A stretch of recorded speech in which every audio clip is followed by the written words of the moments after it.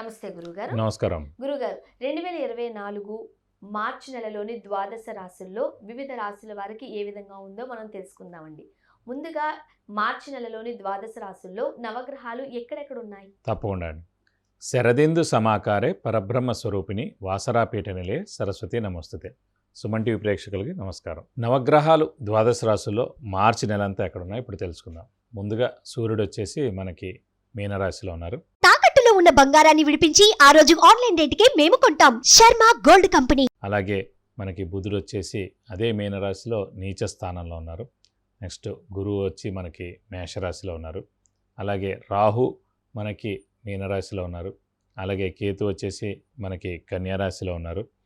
ఇక శుక్రుడు మనకి కుంభరాశిలో ఉన్నారు. అలాగే శని స్వస్థానమైన కుంభరాశిలో ఉన్నారు. అలాగే కుజుడు కూడా మనకి కుంభరాశిలో ఉన్నారు. ఓవరాల్గా చూసుకుంటే కనుక కుంభరాశి మీనరాశిలో మూడు గ్రహాలు చొప్పున ఉన్నాయి.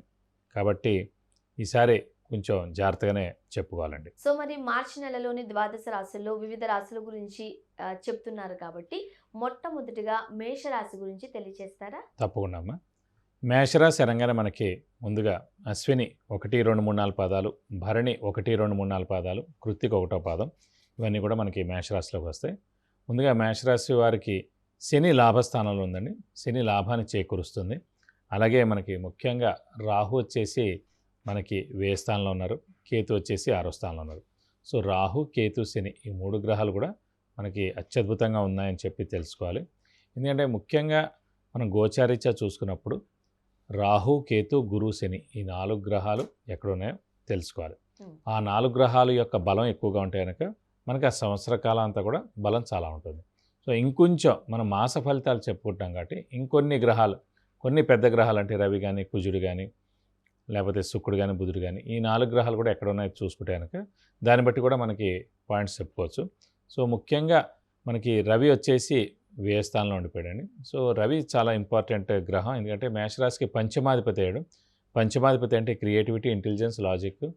అలాగే ముఖ్యంగా పూర్వజన్మ పుణ్యం అని కూడా చూసుకోవాలంటే కూడా మనకి పంచమ స్థానాన్ని కూడా చూసుకోవాలి. అలాగే పిల్లల స్థానాధిపతి కూడా పంచమ స్థానం అయిందన్నమాట. కాబట్టి అలాంటి పంచమ స్థానాధిపతి అయిన రవి వ్యయ స్థానంలో ఉన్నందుకు కొంచెం మిశ్రమంగా ఉంటుందండి రవి ఇచ్చే ఫలితాలు.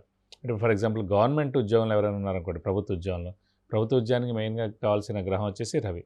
అలాంటి గ్రహం అయిన రవి మేషరాశి వారికి వ్యయ స్థానంలో ఉన్నారు కాబట్టి ప్రభుత్వ ఉద్యోగులకి కొంచెం మిశ్రమంగా ఉంటుందని చెప్పుకోవాలన్నమాట. సాధారణంగా వ్యయం అని అనేసరికి మనం ఖర్చులతోనే పోల్చుతూ ఉంటామండి. అంటే ఓన్లీ ఖర్చులే ఎక్కువగా అవుతాయి, లేకపోతే మిశ్రమ ఫలితాలు అంటున్నారు కాబట్టి ఎలాంటి ఫలితాలు ఉండే అవకాశం ఉంటుంది? ఎగ్జాంపుల్ ఏమైనా ఇస్తారా? తప్పకుండా. అంటే ఇప్పుడు ఖర్చు స్థానం, లాస్ స్థానం, ఎక్స్పెండిచర్ కానీ ఖర్చు కానీ రెండు ఒకటే అండి. లాస్ కూడా మనకి వ్యయ స్థానం ఉంటుంది అన్నమాట. సో వ్యయ స్థానంలో ప్రస్తుతం మనకి సూర్యుడు ఉన్నాడు కాబట్టి మనకి అంటే విపరీతమైన ఖర్చు. మామూలుగా కూడా మనకి ఇంటికి చాలామంది చుట్టాలు రావడం, అయితే బంధువులు రావడం, అయితే మన ఇంట్లో ఏదైనా సరే ఏదైనా మంచి శుభకార్యాలు జరగడం, అలాగే మనం తీర్థయాత్రలు చేసి రావడం, లేకపోతే బయటికి ఊళ్ళకి వెళ్ళి రావడం, ఇవన్నీ కూడా జరుగుతాయి. ఖర్చు బాగా ఉంటుంది. అలాగే వీళ్ళకి ముఖ్యంగా బుధుడు కూడా నీచలో ఉన్నాడు వ్యయ స్థానంలో. బుధుడు అంటే వ్యాపార కారకుడు. ఫర్ ఎగ్జాంపుల్ ఎవరైతే మేషరాశి వారు వ్యాపారస్తులు ఎవరైతే ఉన్నారో వారు మటుకు కొంచెం జాగ్రత్తగా వ్యాపారం చేసుకోవాలి. ఎందుకంటే కనుక బుధుడు వ్యాపార కారకుడు. ఎవరికైనా సరే ఏ రాశి వాళ్ళకైనా ఎవరికైనా సరే బుధుడే వ్యాపార కారకుడు. అలాంటి బుధుడు నీచ స్థానంలో మనకి 20 to 25 రోజులు నీచ స్థానంలో ఉంటాడు. మార్చి నెల అంతా నీచలో ఉంటాడని అనుకోవచ్చు. కాబట్టి మేషరాశి వారికి ముఖ్యంగా వ్యాపారస్తులు ఎవరైతే ఉన్నారో వారికి మటుకు కొంచెం జాగ్రత్తగానే ఉండాలి. ఎందుకంటే మనకి సాధారణంగా ఏంటి క్రెడిట్ ఎక్కువ ఇస్తుంటారు. ఆ క్రెడిట్ ఎక్కువ ఇవ్వడం ద్వారా అప్పులు ఏవైతే ఇచ్చారో లేకపోతే క్రెడిట్స్ ఏవైతే ఇచ్చారో అవన్నీ తిరిగి రావు. సో ఆలస్యంగా వస్తుంది, ఇబ్బందికరంగా ఉంటుంది, ఆలస్యంగా అవుతుంటాయి. సో దానివల్ల మనకి ఖర్చు ఎక్కువ పెరుగుతుంటుంది. మనం మళ్ళీ ఎక్కడి నుంచో వడ్డీలు తేవాల్సి వస్తుంది. కాబట్టి వ్యాపారస్తులు మటుకు ఈ నెలలు మిశ్రమంగా ఉంటుంది కాబట్టి కొంచెం జాగ్రత్త వహిస్తే సరిపోతుంది. ఎందుకంటే గురుబలం కూడా ప్రస్తుతం లేదండి. ఎందుకంటే మెయిన్గా ఎవరికైతే ఏ రాశి వారికి అయితే గురుబలం ఉంటుందో అన్ని పనులు, అన్ని అడ్లు ఆటంకాలు ఎలాంటివైతే ఉన్నాయో అవన్నీ కూడా తొలగిపోతాయి. కానీ ఇప్పుడు ప్రస్తుతం మేషరాశి వారికి గురుబలం లేదు కాబట్టి ఈ ఒక్క నెల లేదు. మళ్ళీ ఏప్రిల్ నుంచి మనకి గురుబలం కూడా స్టార్ట్ అవుతుంది కాబట్టి ఈ ఒక్క నెల గురుబలం తక్కువగా ఉంది కాబట్టి గురు ధనానికి కూడా కారకుడయ్యాడు కాబట్టి ఆర్థికానికి కూడా కారకుడయ్యాడు. ఆల్రెడీ ఇప్పుడు ఖర్చు ఎక్కువగా ఉన్నాయి. ఎందుకంటే ముఖ్యంగా ఎప్పుడు ఎలా చెప్పుకోవాలంటే జ్యోతిషాన్ని మనం జాతకం ఒరిజినల్గా లగ్నం నుంచి లెక్కబెట్టి అన్ని గ్రహాలని చూస్తాం. అలాగే 6, 8, 12 స్థానాల్లో ఎన్ని గ్రహాలు ఎక్కువగా ఉంటాయి కనుక అంత లాసెస్ ఎక్కువగా ఉంటాయని, అంత మీడియం జాతకం అని, అలా అని చెప్పుకోవాలి. కాబట్టి ఇప్పుడు మేషరాశి వారికి అయింది వ్యయ స్థానంలో 3 గ్రహాలు ఉండిపోయాయి. కాబట్టి ఒకటి బుధుడు, ఒకటి రవి, ఒకటి రాహు. అలాగే 6వ స్థానంలో కేతు ఉండిపోయారు. 4 గ్రహాలు మనకి ఇక్కడే ఉండిపోయాయి. సో 6వ స్థానంలో 12 స్థానంలో. కాబట్టి విపరీతమైన ఖర్చులు, మానసిక ఆందోళన, స్ట్రెస్, స్ట్రెయిన్ ఇవన్నీ కూడా ఎక్కువగా ఉంటాయన్నమాట. అంటే మేషరాశి గల వారికి మార్చి నెలలో గురుబలం తక్కువగా ఉంది అంటున్నారు, రైట్? ఎంతవరకు నిజం అంటారు? ఇదంటే సింపుల్ అండి. గురుబలం అంటే ఏం లేదు. గురుబలం అంటే దైవబలం కానీ దైవానుగ్రహాన్ని దాన్నే గురుబలం అంటారు. జ్యోతిషపరంగా చూసుకున్నప్పుడు గురువు అనే గ్రహం మనకి దైవబలానికి, దైవానుగ్రహానికి, గురుబలానికి కారకుడు అయ్యాడన్నమాట. అలాంటి గురువు మనకి రాశిలో ఉన్నాడు, మేష రాశిలోనే ఉన్నాడు. గురుబలం అంటే మన రాశి నుంచి 2వ స్థానం, 5వ స్థానం, 7వ స్థానం, 9వ స్థానం, 11వ స్థానాల్లో ఉన్నప్పుడు దాన్ని గురుబలం అంటారు. ఆ గురువు అనే గ్రహం ప్రతి ఏడాది ఒక రాశి నుంచి ఇంకో రాశిలోకి మారడానికి సంవత్సర కాలం పడుతుంది. అది ఎలా తెలుసుకోవాలంటే పుష్కరాలు ఎప్పుడైతే ప్రారంభం అవుతాయో ఆ రోజు నుంచి మనం చూసుకుంటే కనుక గురువు ఒక రాశి నుంచి ఇంకో రాశిలోకి మారినట్టు అన్నమాట. కాబట్టి గురుబలం ఖచ్చితంగా తక్కువగా ఉన్నట్టే. ప్రస్తుతానికి ఏప్రిల్ నుంచి మటుకు ద్వితీయ స్థానం వృషభ రాశిలోకి వస్తాడు. అప్పటి నుంచి గురుబలం 100% ఉంటుంది. మరి ఫారెన్ వెళ్ళాలనుకునే వారికి, ఈ ఫారెన్ చార్జెస్ ఉన్న వాళ్ళకి ఎంతవరకు అవకాశాలు ఉన్నాయి? ఫారెన్ వెళ్ళేందుకు మటుకు అవకాశాలు ఎక్కువగా ఉన్నాయి. ఎందుకంటే ఇప్పుడు నెక్స్ట్ మంత్ నుంచి ఎలాగో గురుబలం రాబోతుంది. అలాగే మనకి ముఖ్యంగా లాభస్థానంలో మనకి శని ఉన్నాడు, అలాగే శుక్రుడు ఉన్నాడు, అలాగే కుజుడు కూడా ఉన్నాడు. కాబట్టి లాభస్థానం చాలా బాగుంది. కాబట్టి అలాగే 6వ స్థానంలో కూడా మనకి కేతు ఉండడం చాలా మంచిది. కాబట్టి ఫారెన్ వెళ్ళేందుకు అవకాశాలు మటుకు చాలా ఎక్కువగా ఉన్నాయండి. అండ్ ముఖ్యంగా కాస్త ఒడిదుడుకులు, కాస్త వ్యయం కూడా ఎక్కువగా ఉంది కాబట్టి మేషరాశి వారికి ఎటువంటి పరిహారాలు పాటిస్తే మంచిదంటారు? ముఖ్యంగా మేషరాశి వారికి ఏంటంటే సాధారణంగా ఇంకో పాయింట్ కూడా చెప్పుకుందామండి. ముఖ్యంగా సుమన్ టీవీ ప్రేక్షకులకి సాధారణంగా ఏ దేవుడిని ఎక్కువగా ఆరాధిస్తే మనకి మంచి జరుగుతుంది అనేది ఇంపార్టెంట్. ఎందుకంటే అన్ని దేవుళ్ళు హెల్ప్ చేస్తారు చేయరని, కానీ ప్రతి జాతకానికి ఒక అంటే అదృష్ట దేవుడు కానీ దేవత కానీ ఉంటారు, మంచిది. సో ఈ మేష లగ్నం కానీ మేషరాశి వారికి పంచమ స్థానం చూసుకోవాలండి. పంచమ స్థానాధిపతి ఎవరైతే అవుతారో ఆ దేవుడు బాగా హెల్ప్ చేస్తారన్నమాట. మామూలుగా మన జాతకరీత్యా లగ్నం నుంచి పంచమ స్థానంలో ఎవరైతే ఉన్నారో ఆ గ్రహం హెల్ప్ చేస్తారు.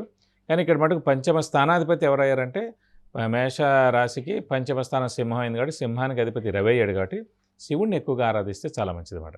ఇప్పుడు ఆల్రెడీ మనకి వ్యయ స్థానంలో ఇదే పంచమాధిపతి అయిన రవి వ్యయ స్థానంలో ఉన్నాడు. కాబట్టి మనం శివుణ్ణి ఎక్కువగా ఆరాధిస్తే కనుక అన్ని విధాలా మంచి చేకూరుతుంది. సో మనం పరిహారాలు ఏమైనా చేయాలని అనుకుంటే ఎటువంటి పరిహారాలు పాటిస్తే మంచిది? పరిహారాలు ఇప్పుడు మనం చెప్పుకుంటున్నప్పుడు ఏంటంటే ముఖ్యంగా సూర్యుడే మనకి బలం తక్కువగా ఉన్నాడు. కాబట్టి జాతకరీత్యా ప్రస్తుతం గోచారరీత్యా మనం శివుణ్ణి ఎక్కువగా ఆరాధిస్తే చాలా మంచిది. వీలైతే కనుక ప్రతి రోజు శివుడి అష్టోత్తరం చదువుకుంటే మంచిది.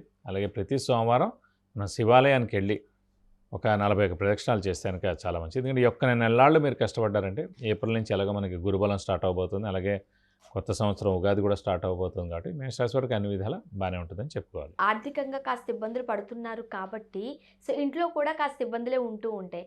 మరి వాటిని మనము దాటి వేయాలి అని అంటే ఏం చేస్తే మంచిది అంటారు? అంటే సింపుల్ అండి. ఏదైనా సరే ఫైనల్గా రెమెడీ అండి.